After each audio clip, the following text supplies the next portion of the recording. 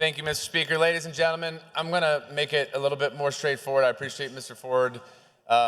He's been a huge help in understanding this. It's a little bit kind of divine intervention, I think, that we got him 3 weeks ago, and then this topic was, up for debate now. It's really, really helpful, and I appreciate all the work he's done. Let me explain something to you. First of all, I'm not coming up here to be nefarious or contrarian. I really have a sense of urgency because I don't know if people realize what this bill actually does, and I think it was Reagan who said that the one thing about government is I want them to get off my back and out of my pocket. Well, this bill is the opposite of getting off people's backs in South Carolina, and it doesn't just get in their pocket, it rips their clothes off. So let's talk about what the bill actually does. No disrespect to those who are a proponent of this bill, but this bill is an actual ban. This is a ban. Let me tell you what it does. It bans all THC products, all of them, with one exception, 5 milligram drinks. So you may not know that there are 1,800 small businesses in this state, 1,800 businesses in this state who currently sell THC products, 1,800.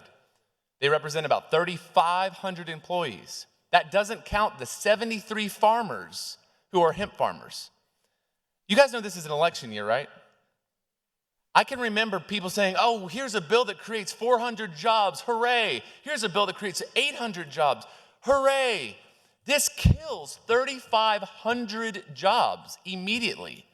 But you say, but they still have the drinks, Gil, they still have the drinks. That's right, except we don't let them sell the drinks. We say that they can't sell the drinks anymore, but the liquor stores get to sell the drinks. I don't know if I like the sound of that.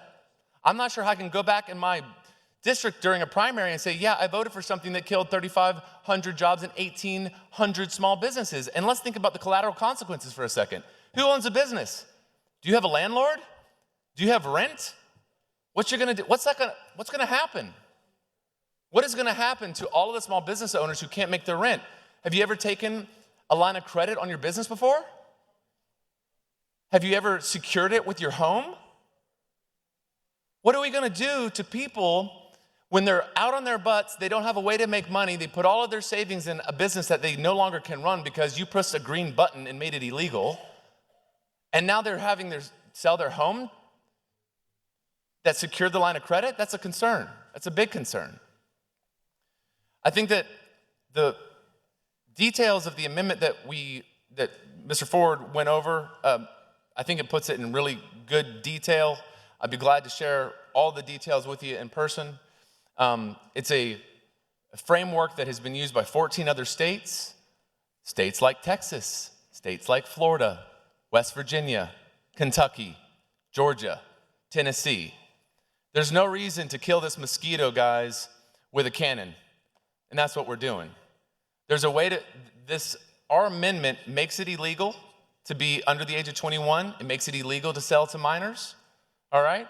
It taxes this $1.5 billion industry a year, $1.5 billion. Do you know what a 10% tax of $1.5 billion could do? It could pay for teachers' raises, $2,500 a year. It could pay for bridges to be fixed and roads to be fixed, about 125 miles to rehabilitate roads. There's a lot of things we could do with this money. So we don't need to make it illegal by pressing a green button.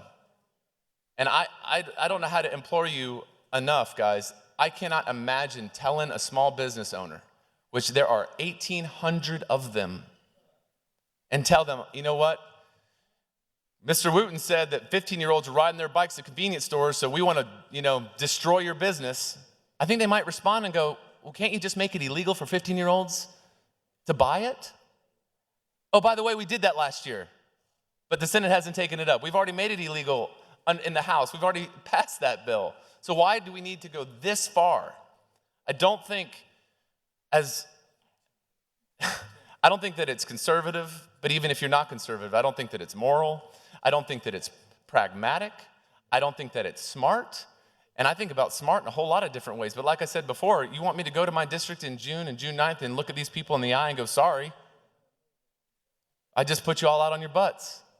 How's that line of credit that you're dealing with working out for you? How's that 5-year lease that you defaulted on working out? The collateral consequences, that's just the tip of the iceberg, ladies and gentlemen. So I would implore you to consider voting for this amendment. I have a feeling that somebody's going to say, this is already illegal. We're just stepping in and filling in the gaps. Well, has anybody ever had sexual relations with somebody not your wife? It's called fornication. You ever heard of that? You ever heard of adultery? Also illegal. Have any of you been arrested? Half the Senate wouldn't even be there if that was enforced. You know what I mean?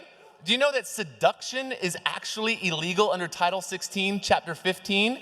Seduction is illegal. Do you know that there's a mandatory minimum for fornication? It's 6 months in jail. And buggery, which I'm not going to define for you, but you can figure out what it is, that is a 5-year minimum. So there are a lot of laws out here, guys, that aren't being enforced because it's not smart. And this isn't one that we don't need to walk the plank on this one. Not just because of what it means for our political careers, who cares about that, but what it means for the good people and hardworking business owners of South Carolina. Are you going to tell them you put them out on their butt? I'm not telling them that. And I hope that you won't either. Thank you.